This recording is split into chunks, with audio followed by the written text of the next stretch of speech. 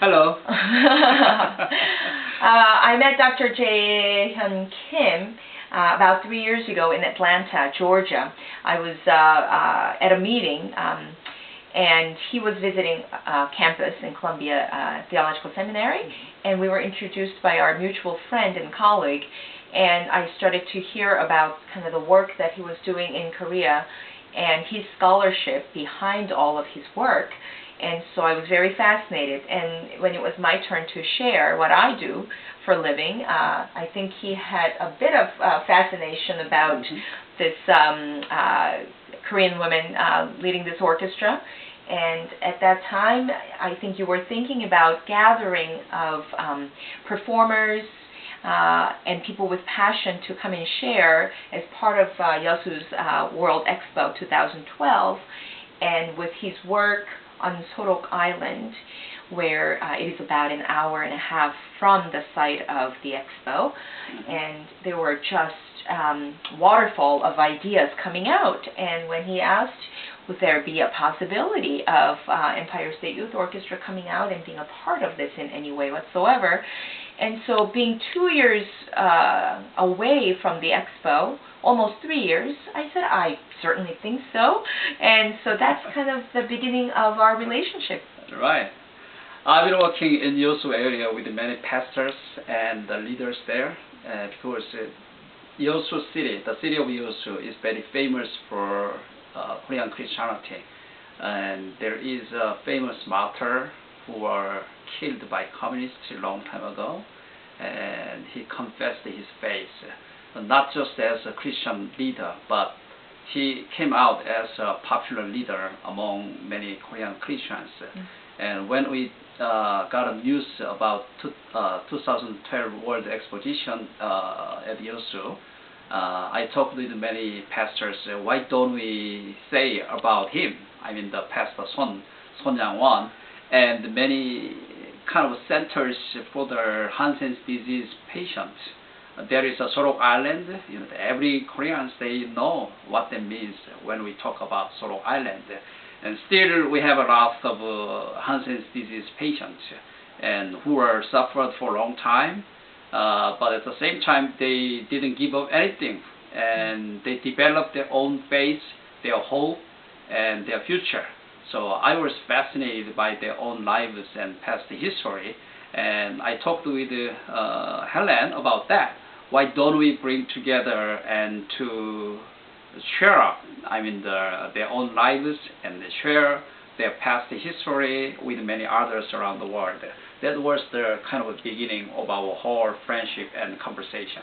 Yeah, and so we thought if we could go, the Empire State Youth Orchestra could go and perform as part of the 3-month-long exposition in ESYO, and visit this island and learn of the history of what really had happened to these villagers in isolation for many, many decades, almost 90 years, a century exactly.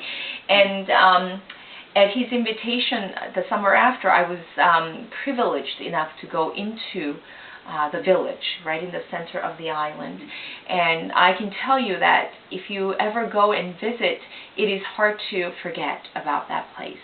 There is such sense of mourning, sense of human history, sense of cross-cultural meeting places, and yet there is a common ground where, you know, your desire to live quality life, which I think everybody is entitled to, where that's been robbed away from them. But as Dr. Kim said, these people never gave up, and they kept their faith, and they really, in their own way, made the best life that they could possibly can. Yet still, in our eyes, they are living in isolation, and now they're also elderly, that for us to go and visit and to learn of their stories, and for that moment, as one of our Empire State Youth Orchestra students had shared about the thought of going to Sorok Island and playing for these villagers, she said, just for that moment when we perform for them, I want to give them the gift where for that moment they would forget about all the painful past that they may have had, and that for that moment there is peace. in their heart. And I think it's a precious statement by a young musician whose gift is something that she's been given, and she honed her skills, but now it's her turn to go and share that. And what a meeting place that's going to be on Sorok Island. And so we're really thrilled and can't even fully expect what would happen.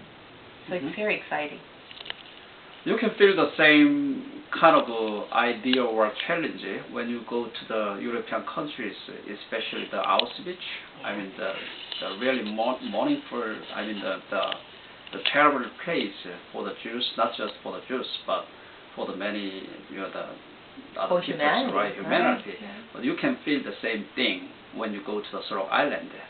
And that is the place to learn about 100 years of Korean modern history. Not just history, but their own lives and their testimonies, how they suffered, but how they survived over the long time of sufferings. And at the same time, not just that kind of aspect, the ESYO area or the exposition. ESYO is one of the most beautiful cities in Korea.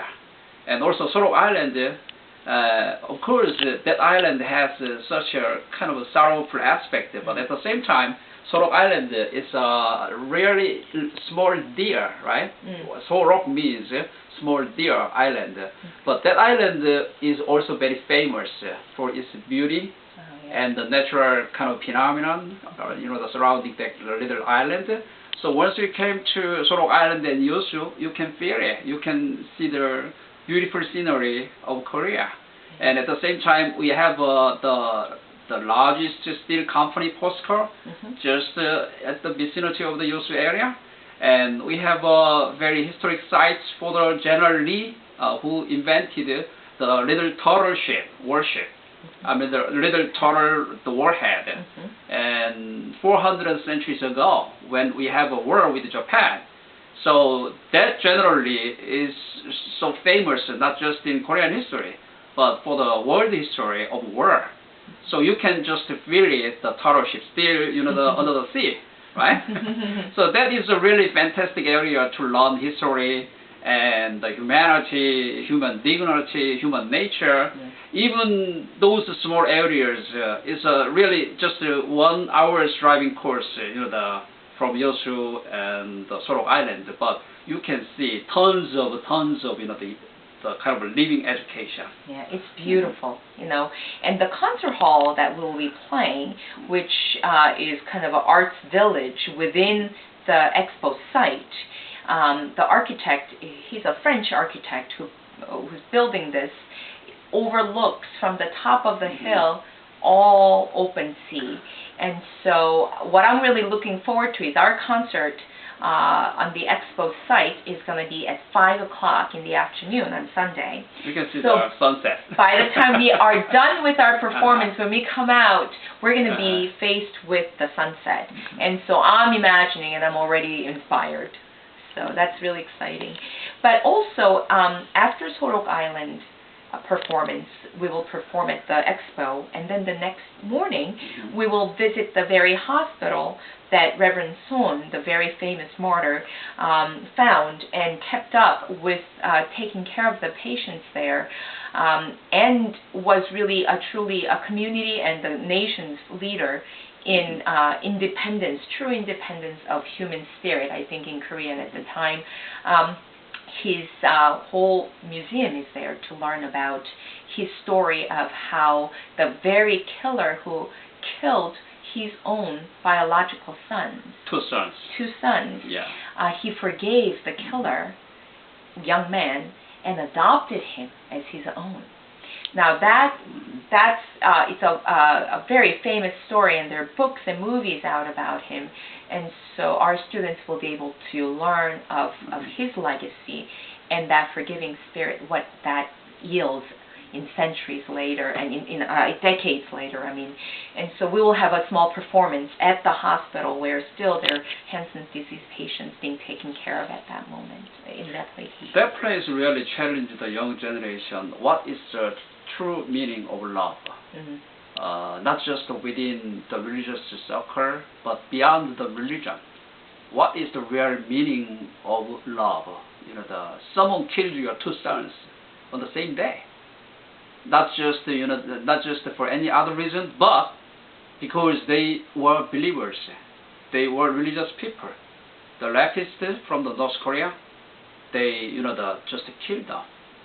But at that day, the Reverend Son decided and wondered and pondered about what is the real meaning to be a Christian, to love someone as yourself. And Helen talked about that. The Reverend Son pardoned those 5 leftists, the communist young people, and took one of 5, as his stepson. That story really challenged lots of people, including the Korean people, but around the world. And for the last 5 years, I worked on the original writings, and we edited and we produced more than 15 books, which tells about that story and Sorok Island story and many other interesting stories around the ESYO area.